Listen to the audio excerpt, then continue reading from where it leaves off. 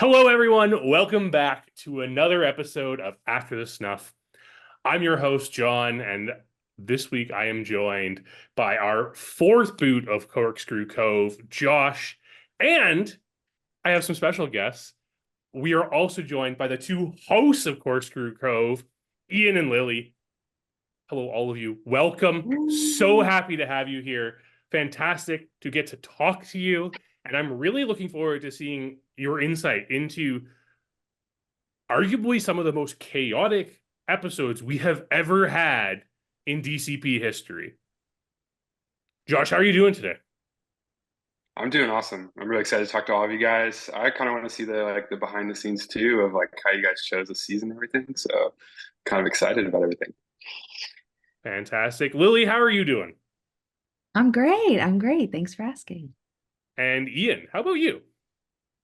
I'm doing great. I'll add my, just current thoughts on the season. It is I'm never gonna say, this season was my favorite or anything. It wasn't that we've done. I mean, I'll be honest, it was not. But watching it back, this is the most fun experience I've had rewatching a season. I feel like it all happened so fast. This was the fastest format we've done for a long game. So this was, to me, it went so fast. And now to see it all back, I don't know, it's been 5 months since the game was played. So it's super fun to watch everyone bebopping around with partners and all that stuff. So Yeah, well, let's get into these episodes. But first, there's an important thing we didn't address on last week's episode of After the Snuff, and that is we have a brand new host for our long game. Lilly, this is your first season hosting a long game. Tell us about the experience. How did it feel? Yeah, to say that it was overwhelming in the best way is probably the best way to put it. It was really exciting. I couldn't have asked for a better co-host than Ian and just friend to help me through everything. The pre-stuff was so fun to work on this with Ian. And like he said, it's so fun after to be able to watch it back. And, during the game, we try to keep up with what's going on, but there's only so much that we can process in a day. So it's been really exciting to watch it back. And it is my favorite season because I hosted it. So yeah. Absolutely. And you raise a really good point there, Lilly, that I think a lot of people don't understand about our long games and how much there is going on at all times. And as production, we kind of have our fingers in everything, and we're dipping our toes and paying attention to what's going on. Obviously, you, the hosts, are in all of the chats that all of our contestants are making with each other. But that means there's hundreds or thousands of messages flying between people all day. We have Zoom meetings going on. We have confessionals coming in. There's hours and hours of content for every day the game is played. And Ian, what is that like? Just combing through it all to make the season? It's a lot of work, and I will be the first to say this season I have not done a ton of work. Lilly has definitely carried that load, and I am very appreciative of it. She's probably tired of me saying how appreciative I am of it. I'm one of those people that when the season's going on, it is my life. I am watching and listening to everything that's submitted. I try and be at as many office hours as possible, where we do confessionals with our castaways. So yeah, it's a lot, but it is, again, it makes it more fun having more stuff.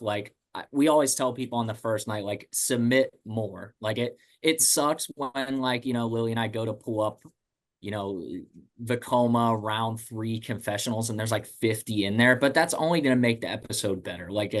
The more content we have will always be better. We encourage everyone to film everything. So yeah, it's fun to listen to everything back. And I think just from the cast group chat, it's really fun to see them oh, I remember doing that confessional, or commenting on other people's confessionals, I can't believe you said this, or blah blah blah. So yeah.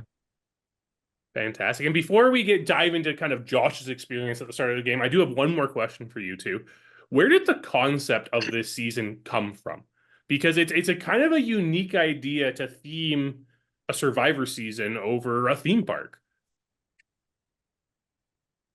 Well, I mean, that I believe Ian was the one that came up with the initial concept, and we kind of just ping ponged it back to make it what it is. But I think we were actually at Cedar Point theme park, and we're walking, and Ian was like, what if the long game was theme park themed or something? I mean, Ian probably has more insight on that, but yeah, I mean, that's my memory of it. yeah, it was pretty much a year ago, like to the Mhm. day almost, I would assume, like based on when we were there. And yeah, it's just like always trying to think of something that would be interesting to everyone, like not just Survivor stands, but like, people just enjoy theme parks. The problem is like when you come up with a concept, then like it takes, I don't know, it was probably until like January-ish when Lily and I actually had a way to like make the theme work, like the partner thing. Like that's the hard part. It's like coming up with a base idea is very easy. And I'm sure Lily can attest to this, having gone through it last season. It's like, how do we make it so it's not just a name? Like, how do we make it affect the season? How do we make it fun for everybody? How do we not make it too overwhelming or too overpowering of stuff going on? So yeah, that's it. Lily hit it on the head. We were at Cedar Point. I mentioned it. And then, yeah, we just kind of hit the ping pong ball back and forth until we had something that we could work with. So, Well, I'm gonna pop in here. I mean, y'all made an amazing experience. We'll probably get into this later, but like I have zero experience doing any of this stuff. So like everything y'all did pretty much worked out for the couple episodes that I was in. So just want to say shout out y'all because y'all killed it.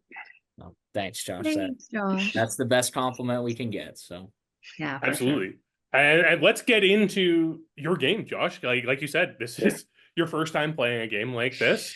And just kind of walk us through that experience of the marooning at the very beginning. You're broken into the Gerstlauer tribe and you have that immediate immunity challenge. How was that for you as a new player coming into the game? I was like, A, shaking in my boots, but then B, I was super excited to be there and like do it because like I've been really looking forward to this for like weeks and weeks. So it was definitely, yeah, a little overwhelming for sure. But I think in that initial marooning, like I kind of picked out the people that I really wanted to work with and like kind of ended up working with as well. So I think it kind of it's funny how that happened that way, and I was able to suss out who I thought would work.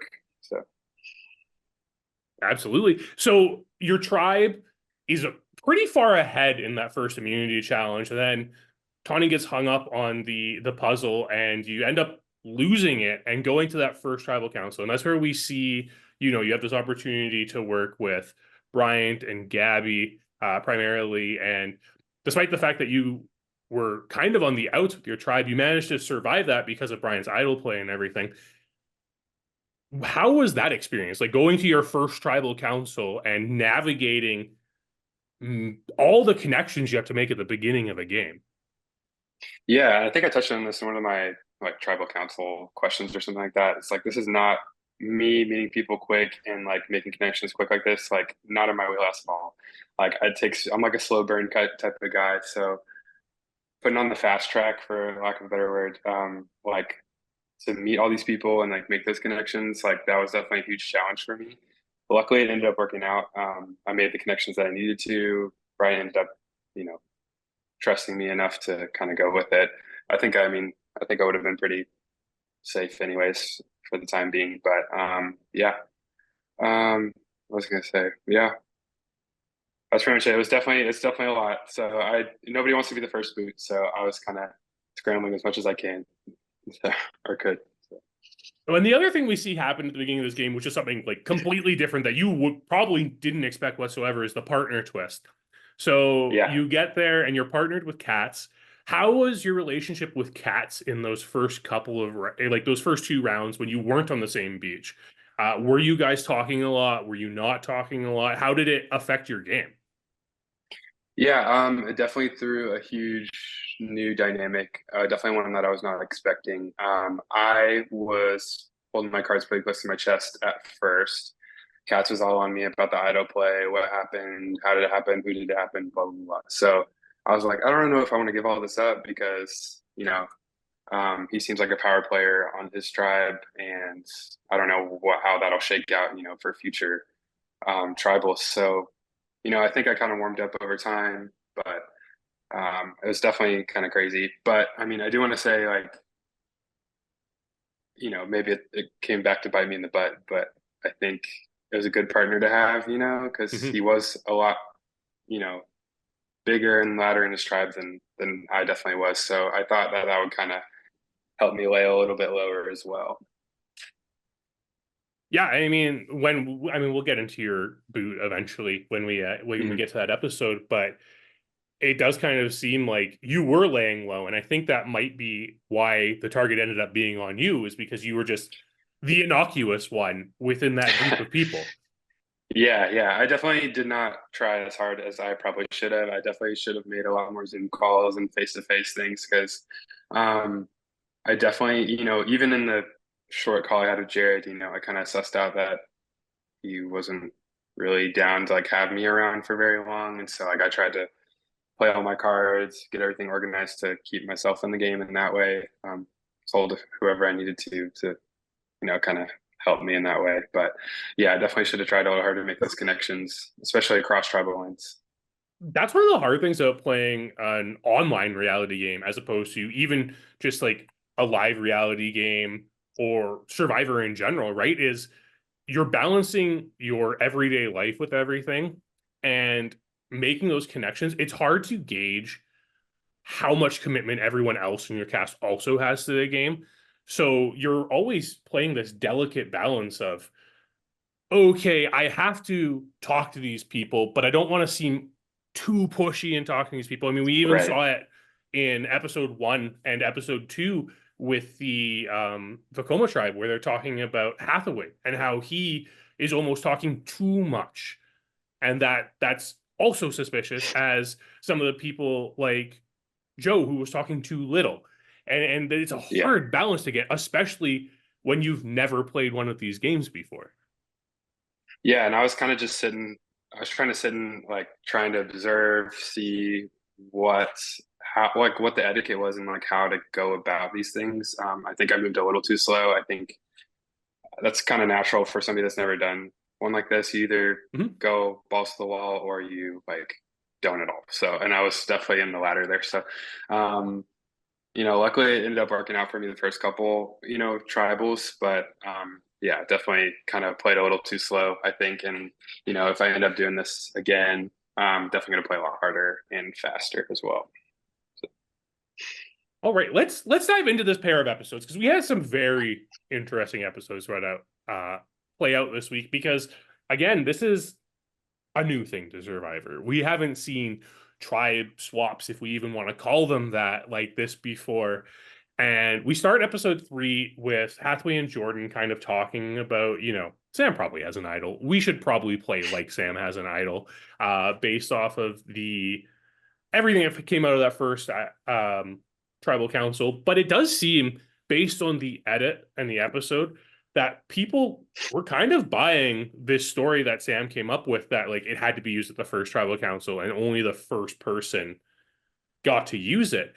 What was your experience, Josh, with that idol? And like, how much did Bryant tell you about it prior to this swap? He didn't tell me, I don't think, the whole ins and outs of it, but yeah, so he just kind of told me he had one. Obviously he played it. But yes, I didn't get like the full details on it. I was just kind of happy to be there at that point. So, but yeah, I didn't get a whole lot of details. I also didn't probe a whole lot. I didn't want to come out as like trying to, play too hard or get too much information. I think people had some trouble with Ryan doing that, trying to probe for too much information. But yeah, I was just kind of rolling with it, honestly. Well, I'm really glad you brought up Ryan here, because that's where I was going next, because we do see that conversation between Benji, Bryant, and Tawni, and they're saying, yeah, Ryan's just all like, he seems like he thinks we're all the tightest people in the world, but he's also continuously asking us for questions. What was happening with Ryan on your original tribe? Yeah, well, Bryant kind of disclosed to me, I think that Ryan was said to Bryant that like you're my number one, like we need to go far in this game, like we need to work together. And I didn't get any of that. So that kind of raised a red flag for me as well, where I was like, obviously he doesn't see me going far in this game, so I don't really care to like, I don't super care to keep him around. So Mhm. I think he was going a little too hard at first. It kind of made people wary of him, and that's how I was trying not to be. So I was trying to pretty much do the complete opposite of that. But yeah, that's kind of I think the vibe that we got from him, at least from our alliance, that he was kind of going a little too hard, making people uncomfortable, and I think like people from other tribes as well kind of picked up on that too. Yeah, we definitely see that play out in these couple of episodes. So then we get into the stripe swap, and Ian, Lilly, please, we need to know what exactly is the concept behind this. How did you come up with this? Because it's so unique, it's so genius in the end, where we have these partners that have already been established, and now everyone is split into their partners, and their finishes in the challenges determine what beach and who they can talk to and whether or not they go to tribal council. So just break down this entire twist for us. I think actually this, and Ian, correct me if I'm wrong, I think this came in like the 10th iteration of us trying to figure out the partners, because originally we had it where you could only talk to your partners at a certain time during the game, and then it switched to like a one world, and then it switched again. So I think it was the best iteration of having partners that we could kind of think of is how it happened. I mean, think of a different way of having partners in this game, and we thought about it before coming to this. I don't know if Ian has any more insight on it. Yeah, for me, it's like if you think about, normally we do a tri swap before the merge in our long games. And if you do just a regular tribe swap, like you're not going to get much difference of, different people will be on different tribes, but like the amount of information in the game is going to be the exact same because your partner will still be on the other tribe. And there's only certain iterations of a tribe swap you can even do because like Josh and Katz couldn't be on the same tribe. So, I know one thing we discussed too when we finally put this iteration again into place was like we wanted to kind of reward the duos who were like using their partner pair. Now you're on the same tribe. Now you can, like, Josh could go talk to 3 people, Katz could go talk to 3 people. They could then join back up and share that information. Yeah, I think that was part of it. Again, this was like I feel like all this stuff, like when you're preparing the game, happens so fast, and then you just hope it works. You like really do just hope everything works out. That's why there's months of prep of like, is this gonna work? Like we pull in prod to make sure things make sense. And yeah, I think having, in 4 pairs go to tribal and 3 be safe, obviously you want more people at tribal than are safe. And then someone's going to lose their partner. So it's like that puts another thing into like what happened. I mean, we find out in the 4th episode what happens to the person who loses their partner, but yeah, it's just, I don't know. We thought it was a way to do our own thing and also play real Survivor, like play as much of a real game as possible. So Yeah, I think I just want to add, I think Ian hit it on the head when we said like we wanted to incentivize people to work with their partner, because when we came up with this idea and with the advantages, someone on prod said, well, what's preventing me if there's a tribe swap or something to get my partner voted out? And so I think this was to kind of say, they do have information about you, but also your game kind of relies on them in a good or bad way. Yeah. yeah, say for example, like Bryant and Sam, like they have their idols. Like say, I don't know, they come up with a story and then like Sam goes home or Bryant goes home, and then all of a sudden the other one only has an idol, and then they get a new partner, and their new partner wants it from it's just hard to track. Like, again, you're having several calls, and while you're having calls, everyone's messaging, so there's like so much going on, and it's like you really need to have important information down with your partner if you're going to share. I think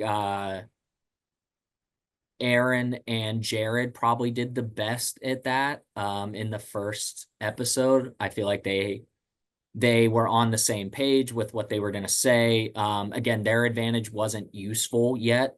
So it's obviously a little easier to be honest. But yeah, I mean, we wanted to make the advantages have something to do with the partners. We wanted to make it, incentivize you to keep them, but also not be the worst thing if they were voted out. So yeah, it's a lot of balance. Again, I mentioned earlier, but like, you don't want anything to be too overpowered or too underwhelming that it's just there and you're kind of not focusing on it at all. So yeah. And I think this type of swap was really needed in order to encourage this gameplay with partners. And it's the way that it really solidifies this partner twist, in my opinion, because the idea of having someone on the other tribe is something that we don't see in Survivor that often, right? Yes, we've had seasons where like people have been kidnapped and things like that, but we don't have like a flow of information. But in this case, there's almost an built-in paranoia as to how much information is your partner giving you. Are they giving you honest information? Is somebody else on your tribe talking to their partner more than you are talking to your partner, and they corroborating what you were saying, or are they saying things contradictory to what you were saying? It kind of adds this whole new social level to the game that makes it even more intriguing. And then when we get to the swap and we get to this point where, okay, now you are actually, no matter what, the one person you can guarantee will be on the same beach with you is your partner. Now you're saying, okay, I really hope you built enough trust to actually trust them now. But somebody has to lose their partner. And it's just all these levels and different layers put onto the game that makes it harder to navigate. But in my opinion, and Josh, tell me if I'm right, a little more fun to navigate at the same time. Yeah, it's definitely a challenge, a fun challenge. Yeah, you just gotta, it keeps you on your toes for sure. So you can't just rely on those. And like that was kind of my downfall too. It's just relying too much on those OG tribe lines. Mm-hmm. You gotta branch out. You gotta make all the connection you can, because you never know who you're gonna be on the losing beach with and who you're gonna be at tribal council with, and you're never gonna know like what you said is gonna be translated poorly to the next person, and then that gets you on the chopping block. So yeah, it was definitely a very interesting, very overwhelming, but also very fun challenge. So, all right. So this immunity challenge we have in your pairs, you have to decide one person has to lie on their back and raise their legs up 6 inches and hold it for as long as possible, while the other takes 2 pencils, puts a rubber band in between them, and balances a die in there. So, Josh, you ended up doing the die portion of this challenge. What was your conversation with Katz and who was doing what part, and what type of strategy was going into deciding that? Yeah, essentially, I'm a big boy. I can't hold up my abs that long, so that was the deciding factor there. So there was no real conversation there. It was kind of like, you're probably a little more fit in that area than I am. So yeah, that's kind of really all it was to it. And so even I couldn't even hold the 2 die correctly, so it's all good. So I mean, like getting into that, right? You had to, you were holding the die, and you did get to the point where we got to the second stage of the challenge. I can't remember, Lily and Ian, maybe you do, how long into the challenge we got before we added that second die. I've combined time, so I assume it was like 5 minutes or something based on the combined times that we were given. Yeah, I was gonna say 2.5 minutes, but like combined time, yeah, it'd be 5 somewhere. I mean, it's got to be in our 40-some page document somewhere, but well, I know I am not digging through that thing. Josh because Josh, like you said, you missed the transition. You set up your die incorrectly. So Josh is eliminated at the transition, which was and has a combined time of 10:22. So that gives us a little bit of an idea. The other thing we haven't addressed with this challenge, though, is someone didn't have a partner there, and that was Tommy. Kolby wasn't able to participate in this challenge, so Tommy had to try to beast this out by himself.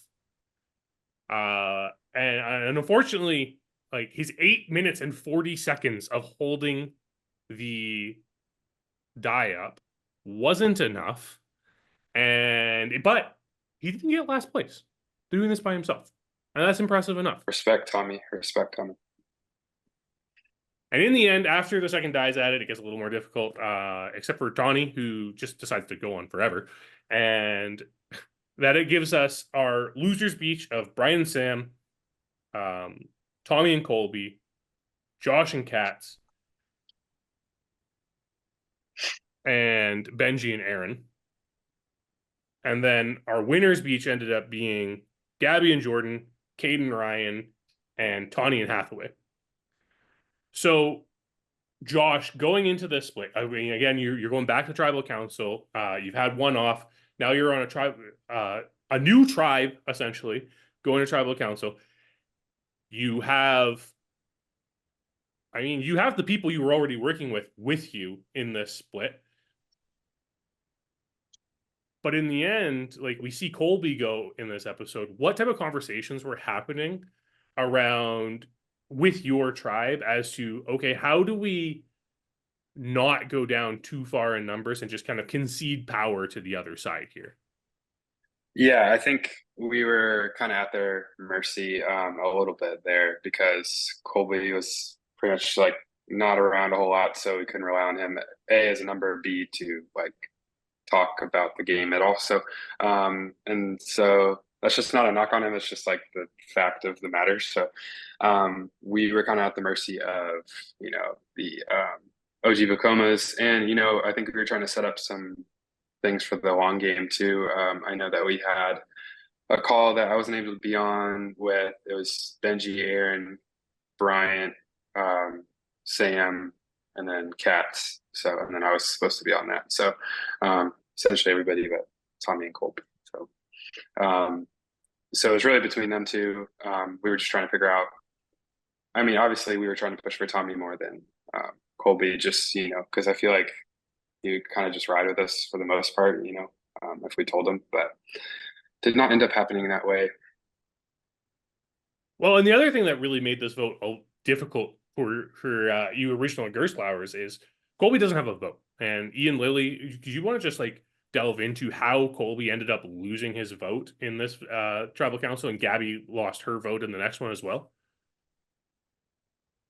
Yeah, just, I mean, one of the main things that we do harp on, you know, I like to think we're pretty relaxed hosts, but like when we give rules, they're there for a reason. They're there to ensure that everyone is given a fair shot in the game. And yeah, just in charades, you know, one of the rules is that no matter where we're at, tribal, challenge, doesn't matter the challenge, you're not allowed to message in your chats or in Zoom.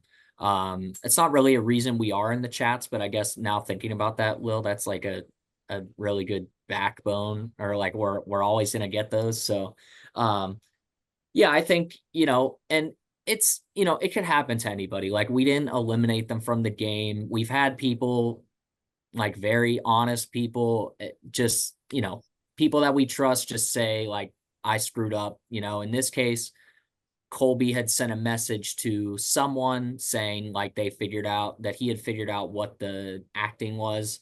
And then that same person, who was Gabby, then sent a message back to him or to someone else. And so we had found out about it. And yeah, I mean, it's hard, I think, on our part to decide what the best punishment is. But, you know, I think losing your vote for the next tribal was, you know, the best thing we could land on, because it's not really many punishments you can give. Yeah. It's like you can't play in the next challenge, you can't vote, you're kicked out of the game.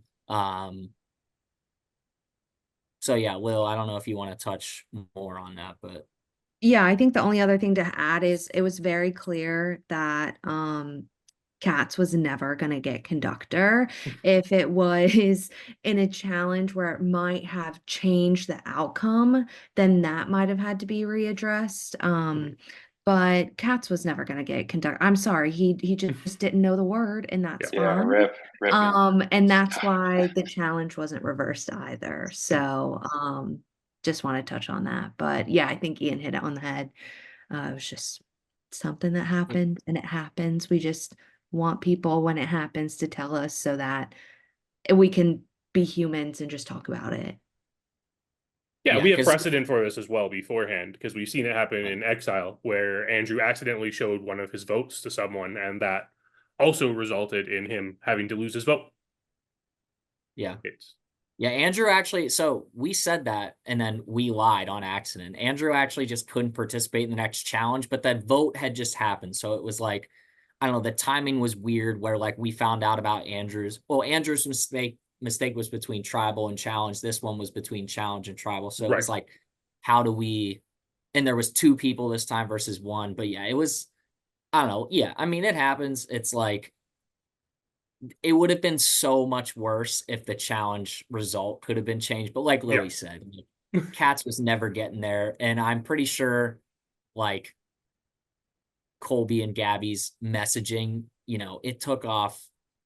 They were probably pretty close. Like, I mean, the word cashier and the word author. So it's like, yeah, it's not the same as conductor. That was like one of the hard words on their side. So yeah. Well, okay. Now, before we fully dive into how everything shook out at this tribal council, let's just touch on Winners Beach here because we have the interesting thing with Winners Beach is they are in the minority. So yes, they're immune from the vote, but they also don't get the luxury of making more connections. Yes, there are more people, like new people with them, but really, in this case, there are only 2 people they haven't been with before.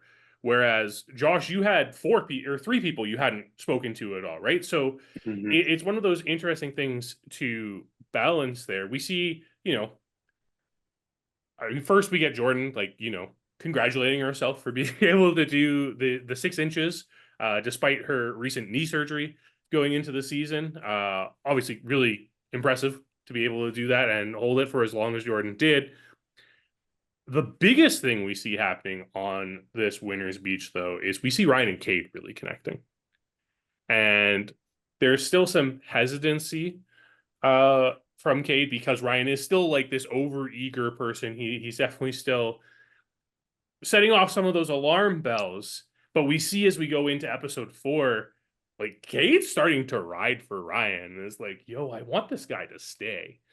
This is one of the biggest developments I think we have in this episode when it comes to intertribal relationships. Like, yes, we have some crossover, Josh, with your tribe on that losing group, and just like you said, that call of the 6 of you and everything like that. But this is the one that seems to be gaining the most individual momentum, and isn't just like okay, we're in a group with the partners of the people we were already working with.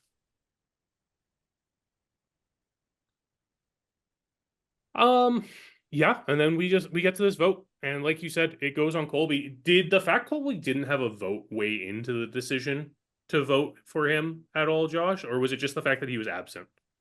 Well, I mean, it's a little bit of both. It's kind of easy pickings, right? So we don't want to upset the people on Tacoma that we were making connections with by pushing too hard for somebody that wasn't there. So that wouldn't make any sense, and that looks bad on us. So we're just trying to roll with them because he didn't have the vote. We were, it was going to be one of us most likely anyway. So, yeah, I mean, like I said, it was pretty easy pickings right there. So, not much to say there.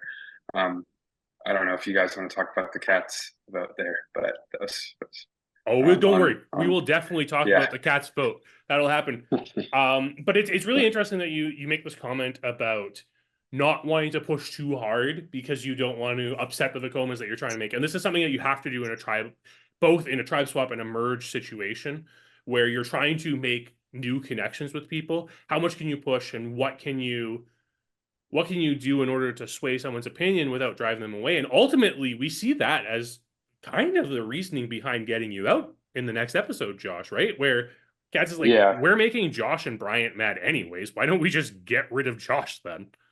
Yeah. Which, I mean, I don't know if we can touch on that now, but Yeah, I go don't know for it. why me. Like, honestly, like, I don't know why me. I mean, Bryant played the idol. He was obviously a bigger threat. I had Bryant there as a pretty good shield.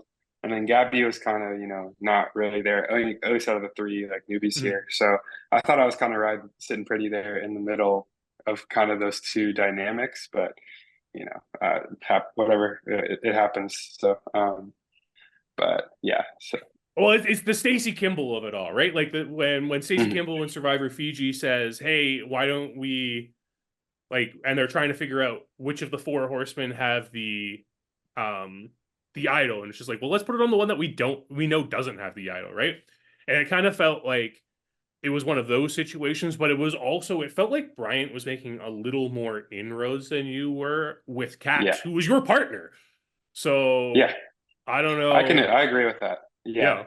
And like that's just like big ups to Bryant. I'm sure Bryant's gonna get a lot of flowers here in these coming after the snuffs here. So but yeah, he did a great job making connections with everybody, making everybody feel good, making everybody feel like they could trust him. And so I was, riding coattails a little bit with that.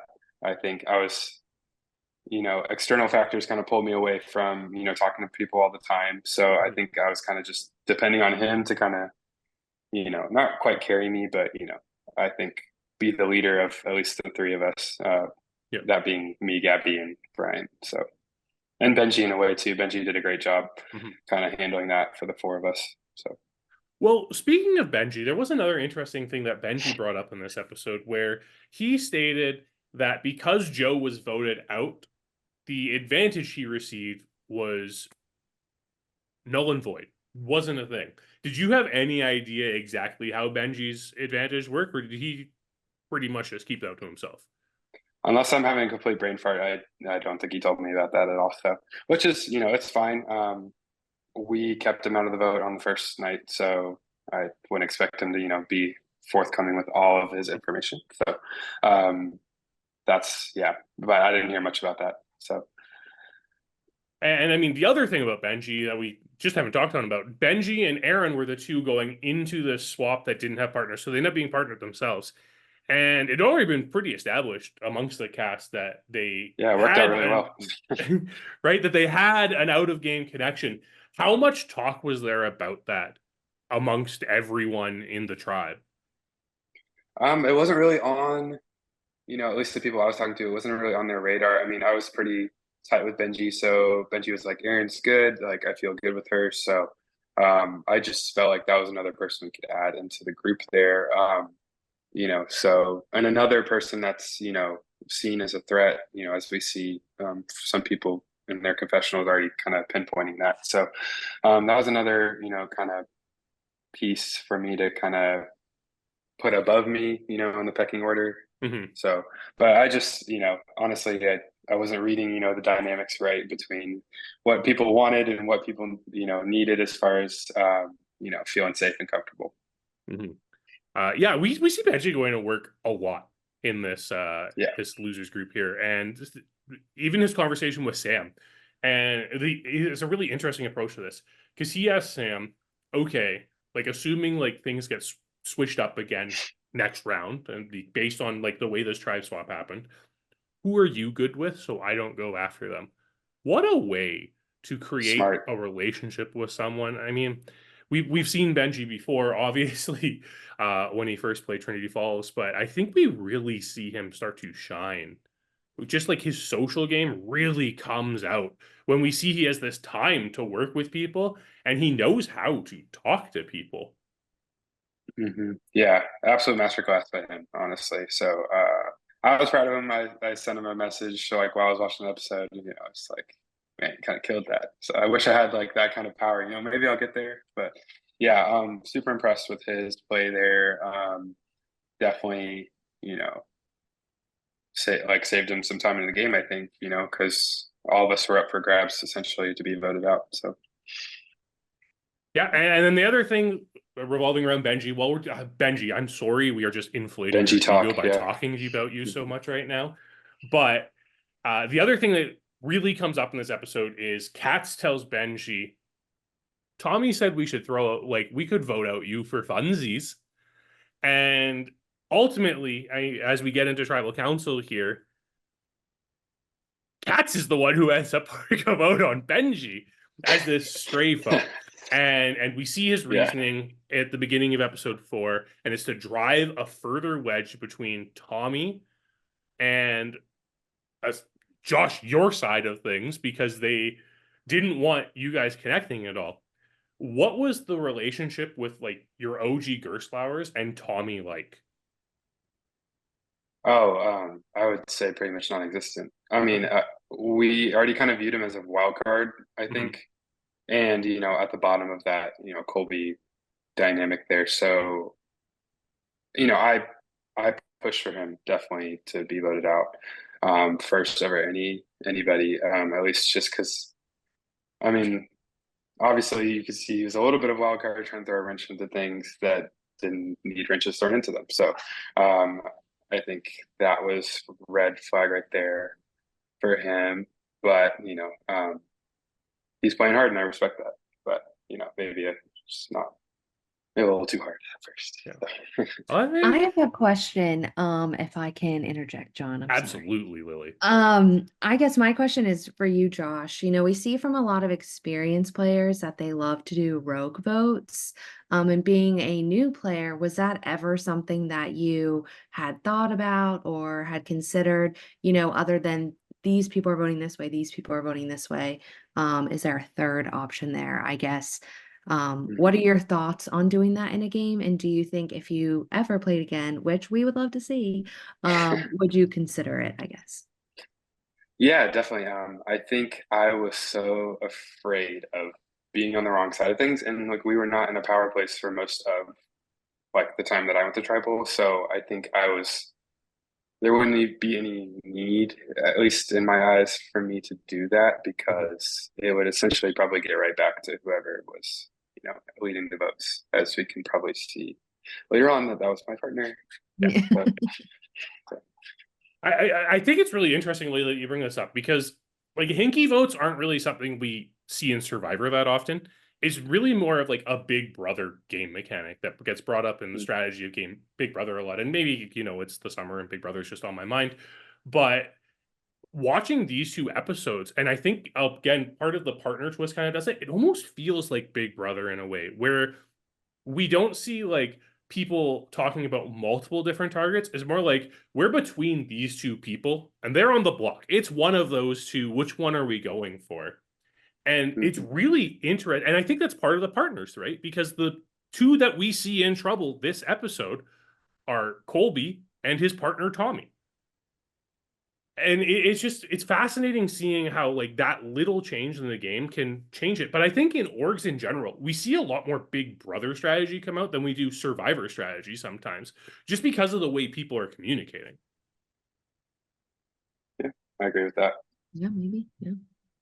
Yeah, it's like you can't like if you're already between 2 people, like what's the point of me mentioning like put me in Josh's shoes? Like what's the point of me mentioning maybe we should throw a vote on Sam? Yeah. Like that Bryant may not like that. Like even because then you're gonna need your tribe's vote pretty much. Like if you feel like it's split, like you're gonna need Bryant, who may not want that for his own partner.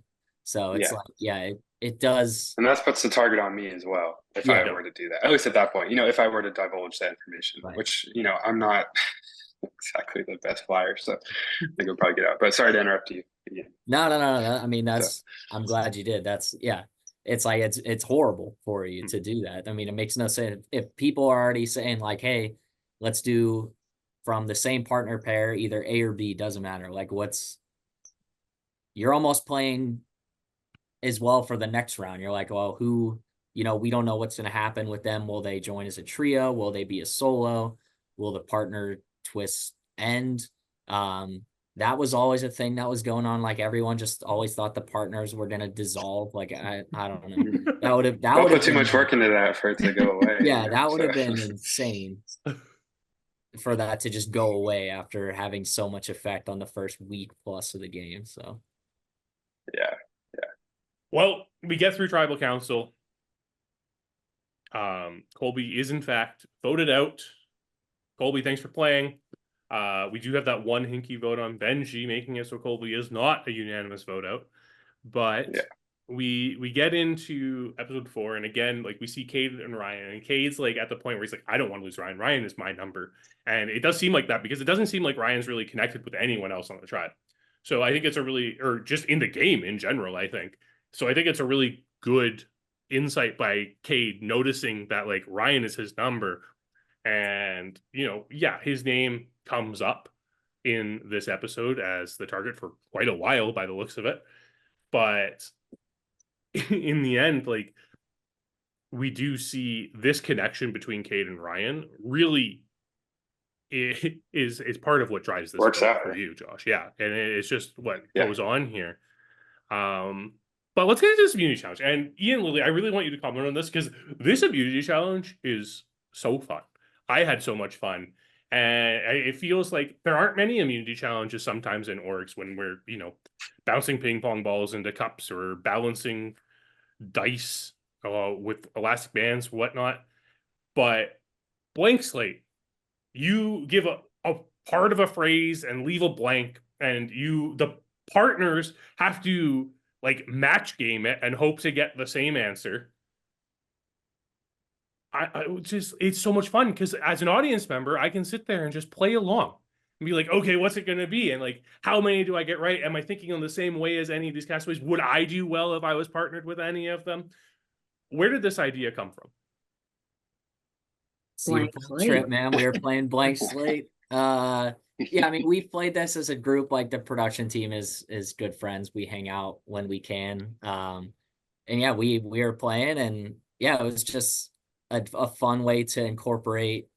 You know, this is another thing of like, how have you nurtured that partner relationship? Because I think the people who talk the most, and I do think, like, for example, like Hathaway and Tawni, like I think in my opinion, they had a leg up because they were on Winter's Beach. They didn't have any stress. Like they could just really like hone in on the relationship. Cade and Ryan, the same thing. That didn't really work out for them as much in the challenge. But I do think that the people who were talking more often, getting to know each other, getting to know how one another played in the game, whether that was like you fishing for information or someone divulging it. Yeah, I think it had an impact on the challenge. And yeah, you're right, John. Like anybody watching could be Tommy and just play, like pick a partner pair, like try and match anybody. So yeah, this was not one that I was like super excited for. I was just like, yeah, blank slate. Like we played it 1,000 times. Like, yeah, adoring it. And then like watching it back on the episode, like I was having a blast just watching people. It's funny to see people get like completely different stuff too. Like Cade and Ryan were culprits of that often. Like their answers were like one side or the other. But yeah. I also think this challenge might have been one of the last ones we did because we knew that there was going to be an odd number and somebody wasn't going to have a partner. So it was really important for us to figure out what happens to them. Like we didn't want them to not be able to compete or choose an option. And so I think, you know, it kind of takes away a lot of those ping pong ball games or stuff like that I think also added a layer. But I also remember when we did this, we thought people were going to get this so much faster. Like you can see during the challenge, Ian and I are messaging Prod, like, is somebody finding more prompts? Like we don't have enough prompts. Well, and we thought it would have been easier, you know, but. And we see it in conversation, right? Because after the challenge, we see people talking about, oh, this was funny, and they're giving all these prompts. It's like, we didn't see that in the challenge. This went on for many, many, many rounds.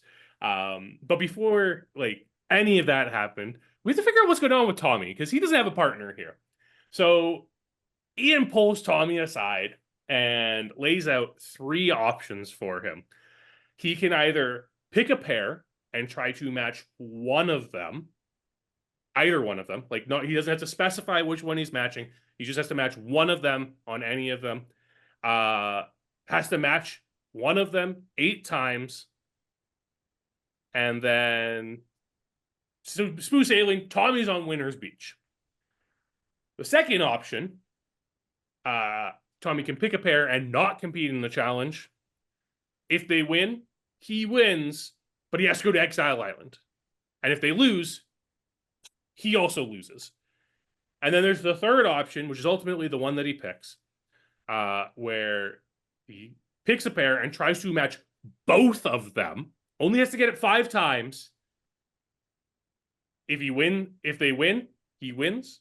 If he hits 5, he wins, goes to winner's beach. If he doesn't get 5, goes to loser beach. Either way, 12 hours exiled. Josh, just ignoring what Tommy's decision was here, because we'll dive into that afterwards. You were presented with these options. Which one would you pick and why? I think number 1 for sure. I think that gives like the ball's more in my court that way, and there's less chance, like less risk of me not winning, I guess. So Tommy, I think, kind of maybe chose the hardest one out of the 3, which, you know, good for him, you know, and maybe he wanted a challenge or something like that. But yeah, the Exile Islands would definitely be tough for option 2. So I think option 1 would be the best one, the one that I would go for sure. But props to y'all for like choosing, like actually having like a risk reward for all 3 options here. So I was watching it today and I was like, man, like I really had to like think about it for a second. So yeah. It's tough. And some of the times you don't realize how big of a deal Exile Island is. Lily does. Lily's been to Exile Island before.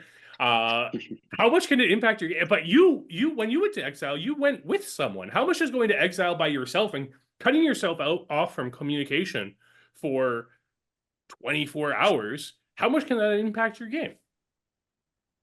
I think there's a lot of layers to it. I think for a paranoid player or somebody that feels maybe like they don't have a good footing, it's not good.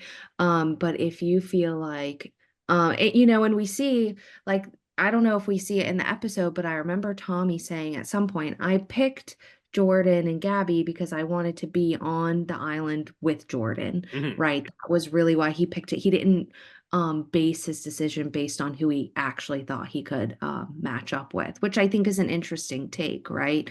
But if you are confident in your connections like he was with Jordyn, Exile can be a great thing because it gives you that time of just like stepping away from your computer. Like, as Josh mentioned, you don't really get those chances where you feel like there is a risk of like, okay, I'm like going to go live my life, and the opportunity cost is who I'm not talking to in the game, and that decision is taken from you, which I think can be a great thing, or you can allow it to ruin your game, my opinion. Absolutely. And the thing with Tommy's decision is, and because you're right, he does specify in the episode that he chose Jordyn and Gabby because he wanted to be with Jordyn. Tommy could have won this challenge and they could have lost the challenge and still ended up on opposite beaches. So Ian, like, let's dive into this. Tommy's decision, did he make the right one? Is there a correct choice to make in this? And how are you supposed to approach this dilemma? Any choice of this, like, matter in the game, like, you really have to be aware of where you are in the game, because then they could all be the same difficulty, but depending on where you are in the game, like, that will make the choice. You will be able to make the right choice. Tommy made, in my opinion, he made like 90% the wrong choice and 10% the right choice. 90% because at that point he didn't know, we see in confessionals and in Zooms, like, we see that Tommy is on the outs. He's unaware he's on the outs. So making this play to where it's really hard for you to be safe, it's not a good choice. But because he's kind of on the outs, the 10% is like, if he does this and wins and saves somebody with power, like, that could put him right back in the I guess we've already brought him up, like Josh's partner Katz. Like if Katz is going to tribal and Tommy saves Katz, like Katz, he's got to feel some gratitude to Tommy in the game, and then they're able to chat with one another. Tommy's able to, kind of walk him through how he's feeling in the game. Katz doesn't have a partner at that point to talk to. He may not have people he's like really aligned with. So that's like where I'd say 10% that he got it right, but I think he got that part right on accident. Sorry, Tommy. Right. But choice one, and we see it in the challenge. If he had picked choice one, like he was consistently matching Gabby or Jordyn. Like to match both it's wild. Like you need them. You need to have like zero human error. Like not only do you have to match, but they do too. Like you all three have to. There's just an extra factor that makes the game much, much harder. So yeah, I don't know how, Lily, if you would see the choice that way. When Tommy picked the option, I wasn't shocked because he said, like, I'm here to play. And like Josh said that too, like he's playing balls to the wall. Like I do think there's plenty of people on the cast and even people who have been voted already, like Joe, I think would have been someone that would have probably went for like the option that Tommy picked. But yeah, and then by the time he got through his decision and explained it, I was like blown away. Like, dog, you made the wrong choice. Obviously could not tell him that, but like we see it in the challenge. It doesn't work out for him. He goes to exile 12 hours. I mean, that's a long time, man. People know what they're doing for a vote. And Josh, you can attest, like after you lose a challenge, like the names thrown out after like in the hour out, 2 hours after the challenge are like that's usually what sticks. So it's hard. Not only is it hard to keep your name out, but it's also hard. You're not going to have any input. Like you just show back up and just hope to whoever you believe in that it's not you. So. Yeah, I think the really interesting thing about Tommy's decision with this particular option, he picked one of the pairs that he hasn't met one of the people from. And because you have to get the same as both people, I think this is kind of part of the ingenuity of this option for this partnerless person. You're pretty much saying, how's your social game? How much do you know these people here? And Tommy picked Jordyn, who he felt closest with, but in doing so, he also picked someone who he has never spoken to in the game before. And he matched her a lot. He matched Gabby like 4 times. I think it's a hard decision. I think if I was in Tommy's shoes, I would have picked option 3, but I wouldn't have used the same logic that Tommy would. I would have said, okay, we know that Benji and Erin are close. They have a prior connection. Do I think along with them enough times? I think it's not just who do you think is going to match together, but also are you thinking the same? Yeah, absolutely. Also, when go ahead, John. Sorry. It's like I kind of I understand Tommy. Tommy's seems like a little bit of an anxious person. I'm an anxious person too, so like getting thrown all those options, having to make a split-second decision, you're bound to make a bad decision once or twice. So obviously it didn't work out for him, but I kind of feel where he's coming from. So yeah, he's playing like you said, he's playing balls to the wall. Like why? Yeah, I'm like I respect. He feels confident in it. Like why not? Like if he picks option 2 and they lose, like he kind of looks like that kind of looks worse. Yeah. It definitely it's like he didn't even he really didn't try. It's like you just you had no say in where you were at for the vote. So yeah, personally, I think I would probably end up taking the one that doesn't put me on Exile Island. I would probably end up going for option 1, but I'm trying to be a little less risk adverse. It also seemed like the easiest option to me to ensure my own safety. But there are pros to being on loser beach in this situation when only 2 partners are safe, like 2 pairs of partners are safe, because you can talk to more people. Yes, you put yourself in danger of the vote, but you can also continue making connections with people. And yes, it's great.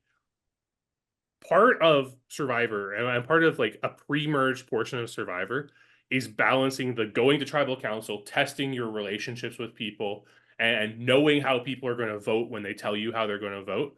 But part of it is also building those relationships. And it's much easier to build relationships when you're not going to tribal council and you don't have to strategize and have talk strategy all the time. And you get to, stay up till 4 o'clock talking about just life in general with people and just chilling and hanging out. That is a pivotal part of this game.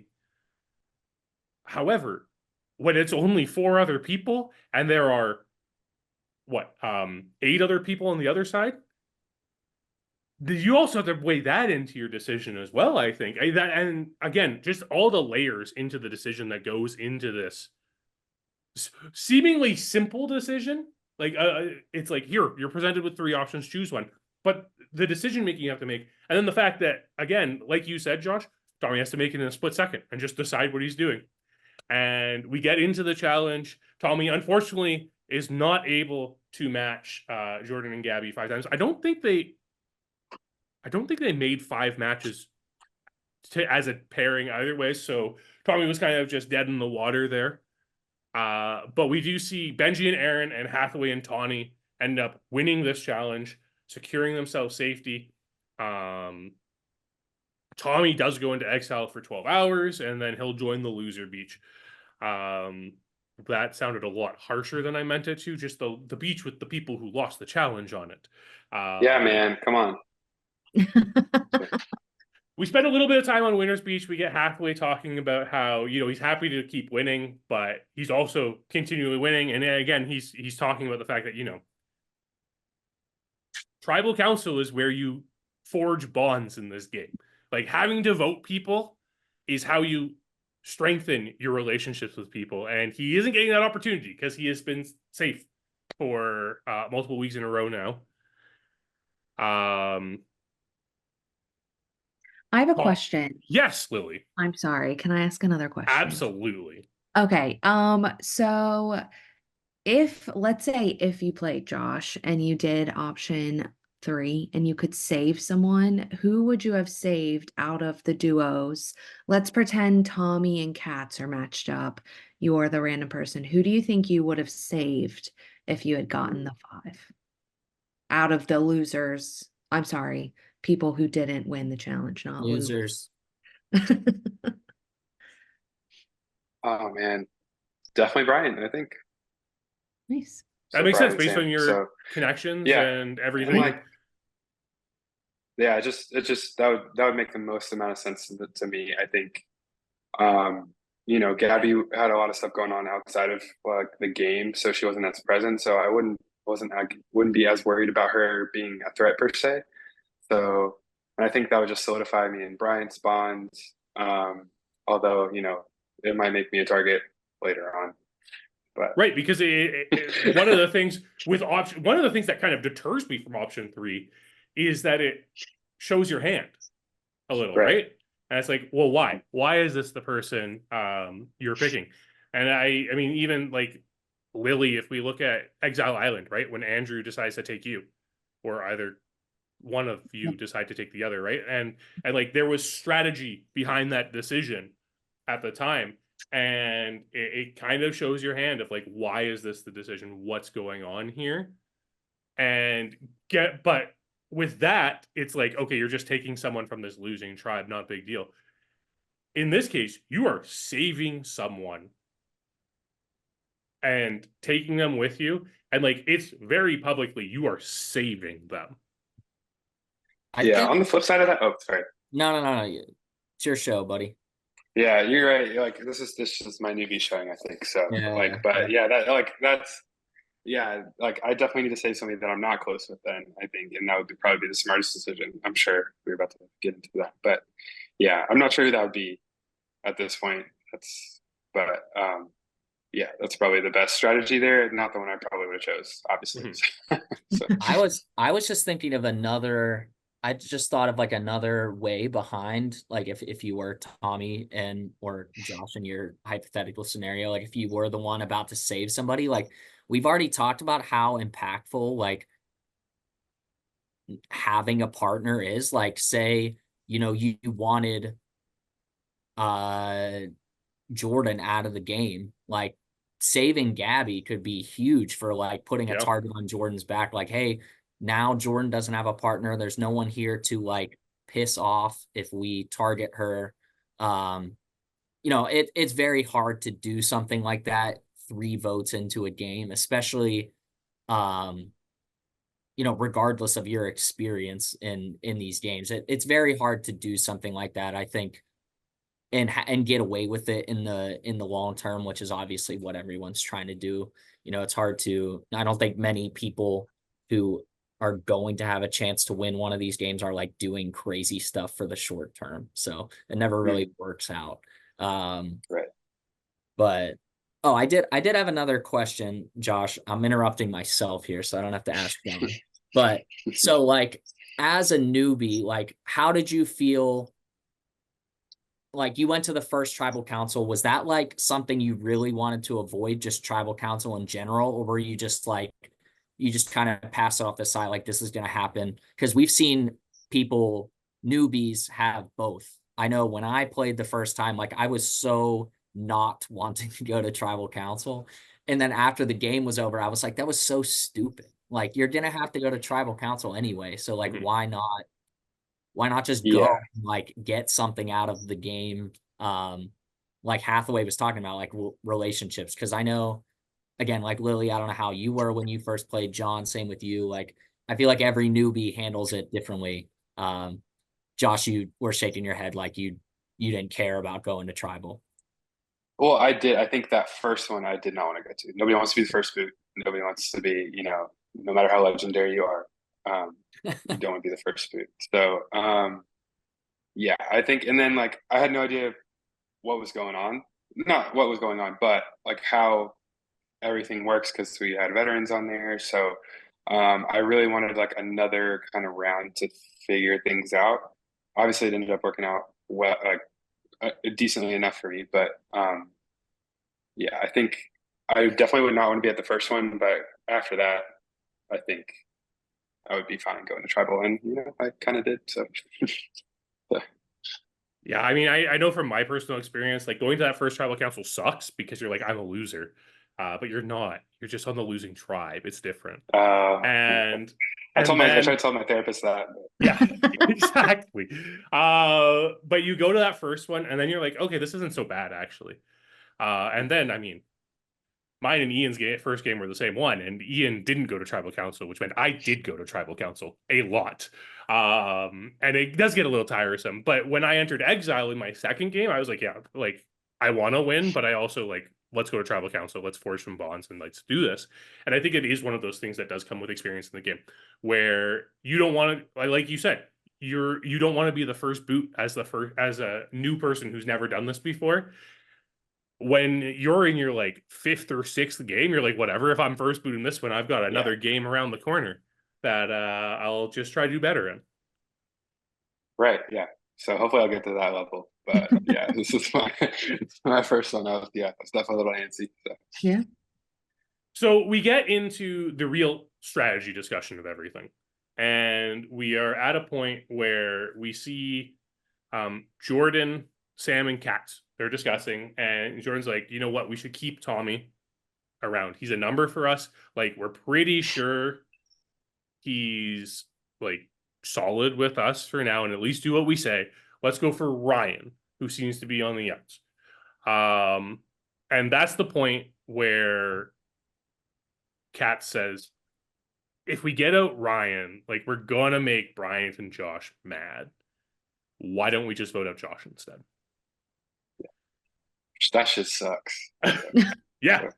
What a terrible idea. Josh, how mad would you have been if Ryan was voted out in this situation? Not that mad.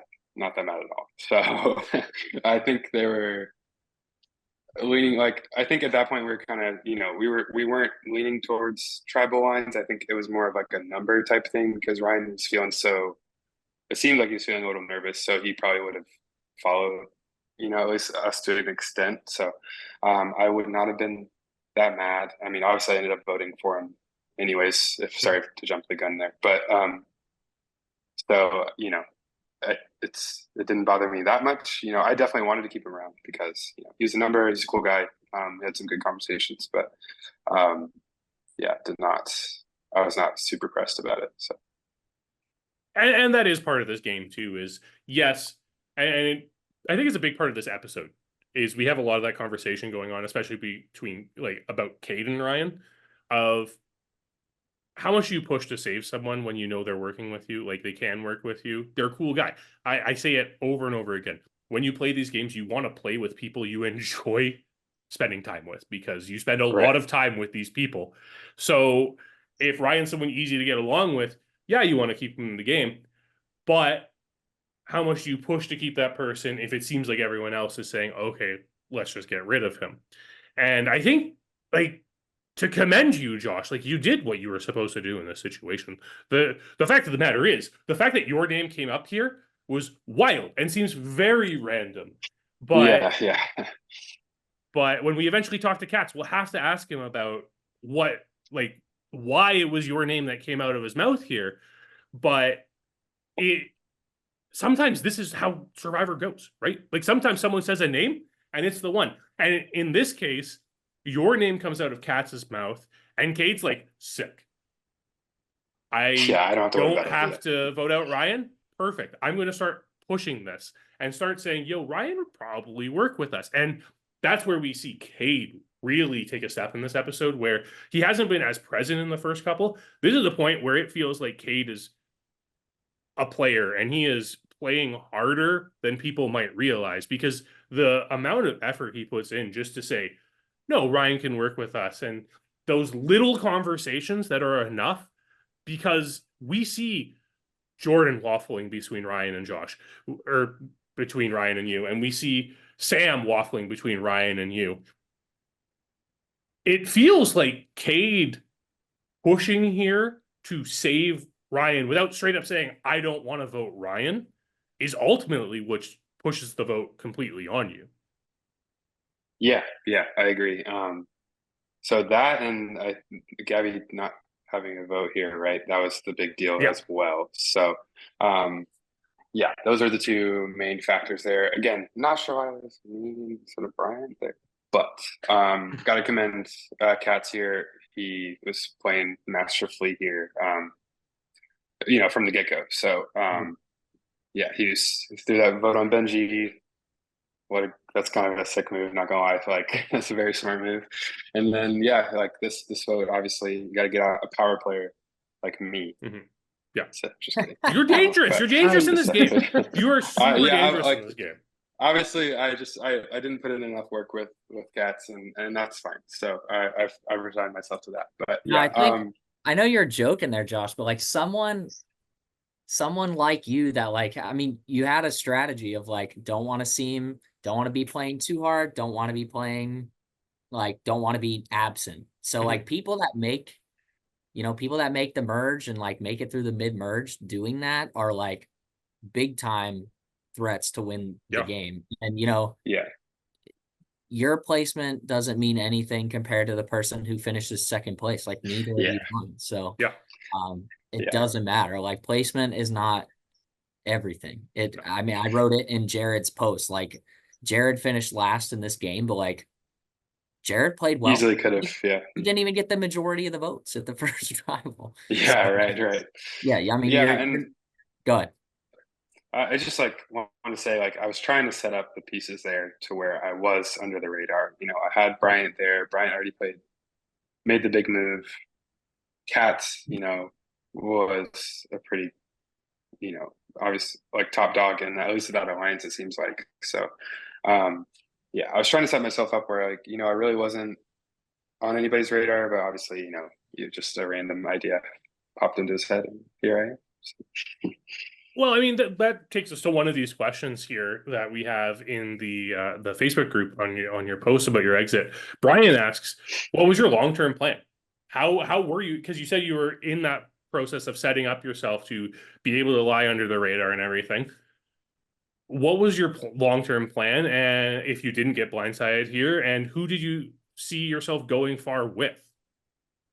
Yeah, I think that 6 that we were working with on the Kolby vote definitely felt good. Mhm.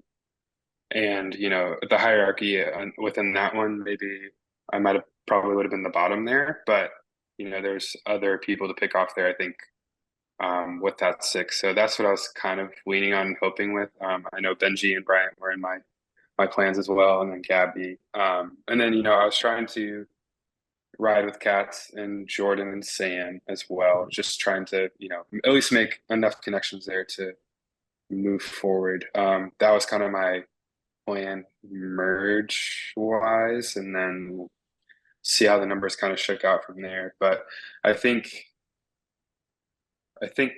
Kolby not having a vote and Gabby not having a vote, that kind of wrecked my game a little bit there. So And you do bring up something that like we haven't really discussed, and that is the fact that because you're in partners based on original tribes, and the people who lost their votes were in 2 separate tribal councils and from the same original tribe, it put Gerstlauer in a minority in any vote, and it meant that they never had to worry about going to Rux. And of course, for those of you who don't remember, in DCP, when a vote goes to gets tied, it automatically goes to Rux. There is no revote. We use the game changers rule here.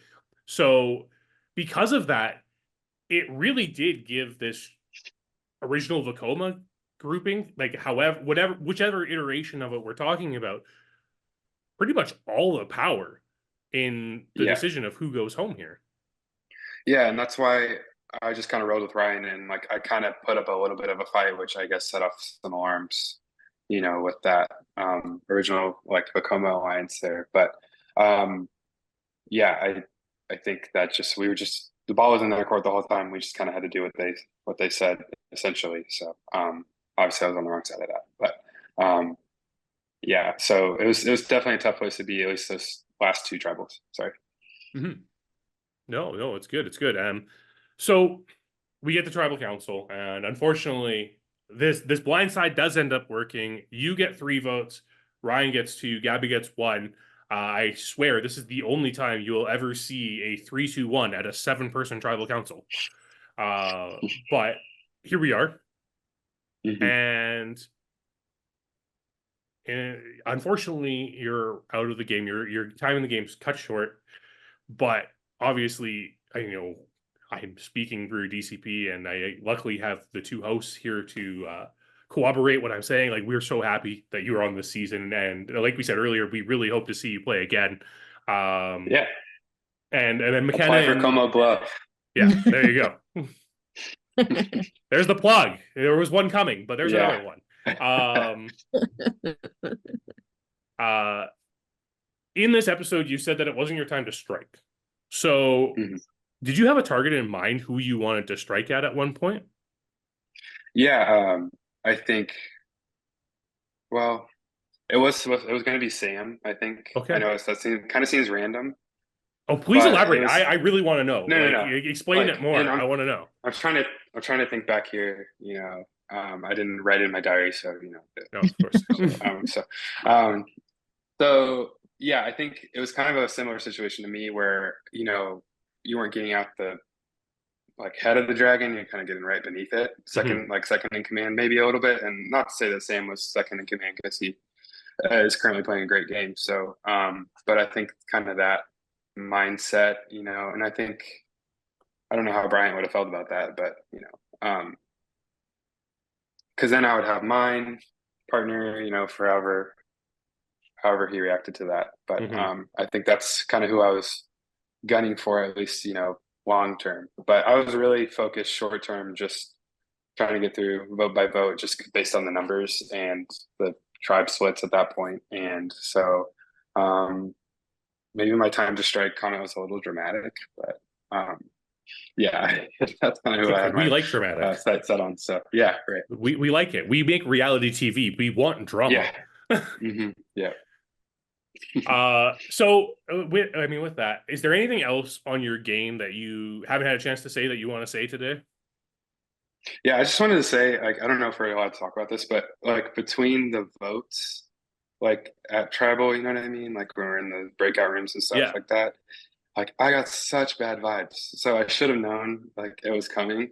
Like I was cracking jokes and stuff, and it was like everybody was like that emoji where it's just like Yeah. it's like there's no eye contact, no nothing. So yeah, I should have known about that. But and also, I like it kind of worked out this way, like externally. Like I think I told you guys this like when I was doing my vote out, but like my dog got attacked the day that I got voted out, Oh, and I was in and out of the like emergency vet like for the next like week or God. so. So it kind of like I probably would have been voted out anyways just because I wasn't around. So, but We hope yeah, your dog's better. yeah, she's good. She's good. Good. But yeah, yeah. So maybe it kind of worked out well that way. But obviously, I had a great time playing, and like shit, I might come like apply for more DCP stuff. Do it. Here Do we it. go. I got the bug a little bit, So, but yeah, I It is. appreciate you guys like choosing me, and like, yeah, it was definitely a crazy experience and a good one at that. So, Well, we're and glad. Ian and Lily, you made it great. So, Oh, thanks. And I think thanks. I don't want to speak for Ian, but you were one of like the easiest people. We like saw you were like immediately yes. And we want to see you play again because I think you're right. There were just some circumstances in this game that cut it short. But I think you're very personable on on the screen. And I think you do really great. And it was great having you. yeah, And yeah, just really enjoyed getting to know you like strategy wise today and through the game and just you or lack thereof. yeah So, so yeah. I appreciate that. Thanks. Agreed with everything Lily said. Okay, cool. Thanks, Ian. Well, Thanks for putting all the hard work into that one. So. well, that brings us to an end for our time today. But we always end after the snuff the same way. Josh, if you could sum up your game in one word, what would it be? Oh man, put me on the spot here. Can I say chaos? I think I was part of the Absolutely. two craziest Yeah. tribals at least through these first episodes. So we'll go with that. So Yeah, absolutely. Well, thank you again, Josh, for joining. And Ian and Lily, thank you so much for being here and talking a little bit more into that game design. We really appreciate it. And thank you, everyone who tuned in for After the Snuff this week. Make sure you like the video, click subscribe, ring that bell for notifications so you know when the next episode After the Snuff will come out. It's next Sunday. It's always next Sunday. And you get those new episodes of Corkscrew Cove on Monday and Thursday. And Josh already alluded to it. We are currently casting our next season. The link is down below. Click it. Apply. Kobo Bluff is going to be so much fun. And we want to see you on it. So apply. You have only until Friday. So I don't know what you're waiting for. You should click that right now. Fill out the Google Sheet. Don't leave it for later. Do it now. Send it off. Then you can go on with your life. Thank you, everyone, for tuning in. We will see you next time.